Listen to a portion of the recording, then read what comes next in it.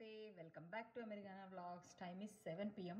So రేపటి బ్రేక్ఫాస్ట్కి over night oats నేను ఎట్లా తయారు చేస్తానో చూపిస్తున్నా.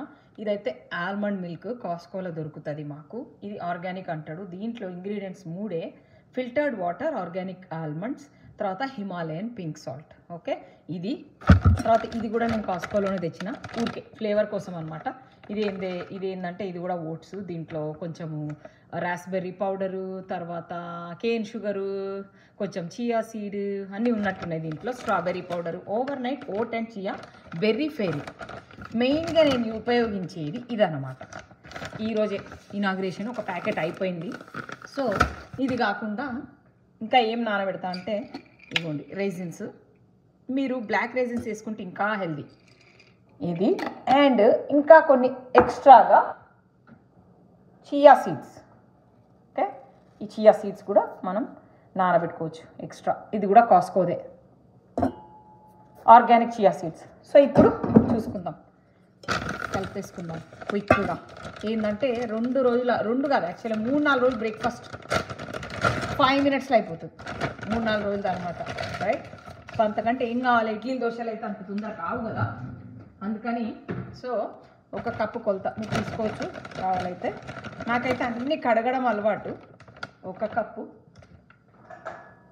సో ఇందులో వేసి యాక్చువల్గా నేను 2 కప్పులు తయారు చేసుకుంటే బెటర్ అనిపిస్తుంది. సో ఇది 2 కప్పులు తీసేసుకుంటున్నా. 2 కప్పులు. ఓకే, పక్కన పెట్టేసుకుందాం. దీన్ని క్విక్గా ఒక క్విక్ వాష్ చేసుకొని వస్తా.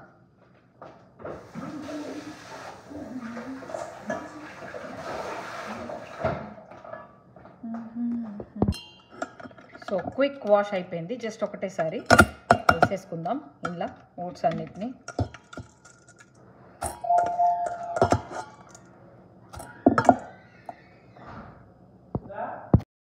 ఇప్పుడు ఆర్గానిక్ ఆల్మండ్ మిల్క్లో నానబెడదాం. సీల్ ఓపెన్ చేస్తే ఇది ఎక్కువ రోజులు ఉండదు. స్మెల్ మాత్రం ఏదో వెరైటీ స్మెల్ అయితే నాకు వస్తుంది. Okay, let's put 1 cup and 2 cups. Okay, 2 cups తర్వాత 2.5 కప్స్ వేస్తున్నాను నేనైతే. ఓకే, దీని తర్వాత ఫ్లేవర్ కోసం ఇది వేసుకుందాం.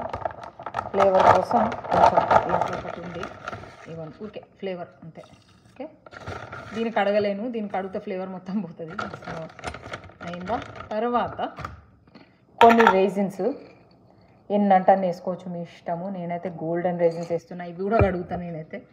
Okay, quick rinse.